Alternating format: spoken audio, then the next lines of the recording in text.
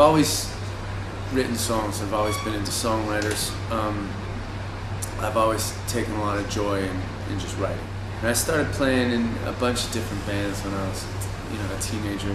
Never really was very good as a musician because I spent too much time alone and not enough with other musicians. Skip ahead a bunch of years, and I'm doing my own thing in Toronto after playing in a few bands, and broken social scene starts to happen. It was at a time when the industry was being swallowed up by bigger companies. So the industry was in complete disarray.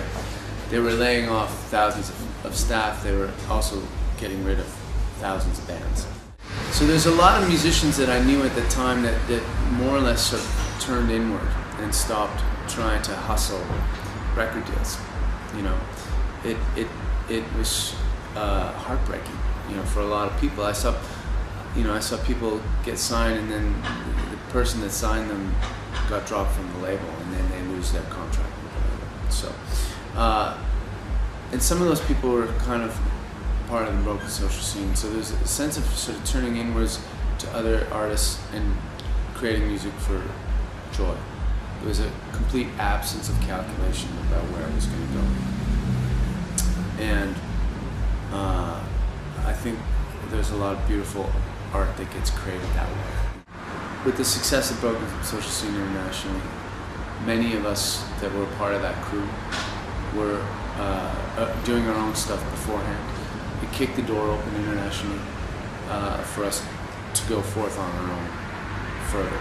Tom Waits once said that when asked why he always plays different instruments, he said that your fingers are like dogs, they go to all the happy places. And it's very true. If you're always writing on the same instrument, you just fall into the same patterns. So recently, like in the last year, I got a piano. And I don't know how to play piano, but following Tom Waits' advice, I've been trying to write on something that I don't know how to play, and it's really great. It's fruitful. You stumble across things.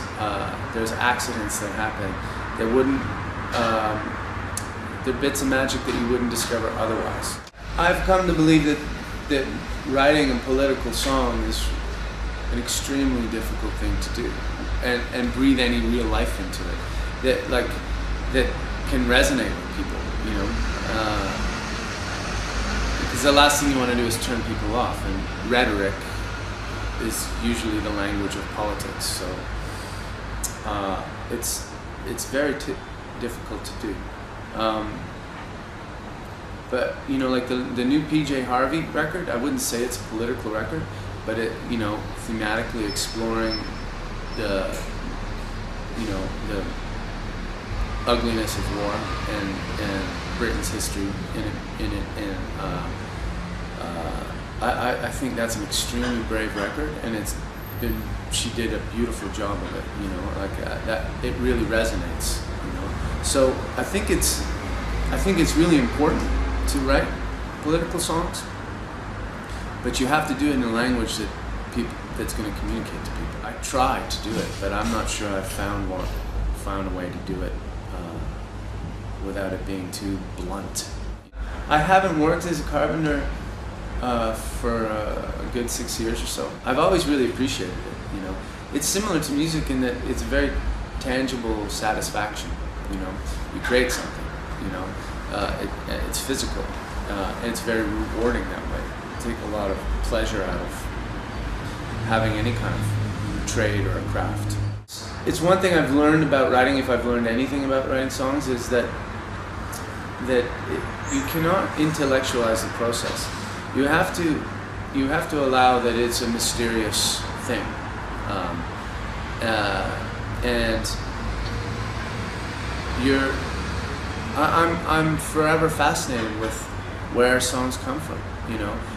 I can spend a lot of time working diligently at crafting a song, but it's the songs that surprise you and arrive intact in 5 or 15 minutes that are always the strongest songs, and they come they come fast and furious out of the blue, you know, and you're left wondering, where did that come from?